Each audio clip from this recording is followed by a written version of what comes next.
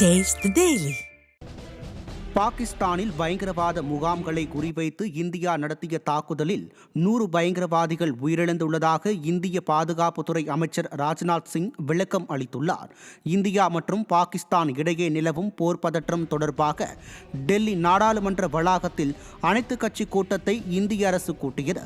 இதில் மத்திய பாதுகாப்புத்துறை அமைச்சர் ராஜ்நாத் சிங் ஆபரேஷன் சிந்தூரில் இந்தியா நடத்திய தாக்குதலில் 100 பயங்கரவாதிகளாவது உயிரிழந்திருக்கக்கூடும் எனவும் ஆபரேஷன் சிந்தூர் தொடர்ந்து நடைபெற்று வருவதால் தாக்குதல் முடிவடைந்த பிறகே உயிரிழப்பு குறித்த முழு எண்ணிக்கை கிடைக்கும் எனவும் பாதுகாப்புத்துறை அமைச்சர் ராஜ்நாத் சிங் தெரிவித்துள்ளார்.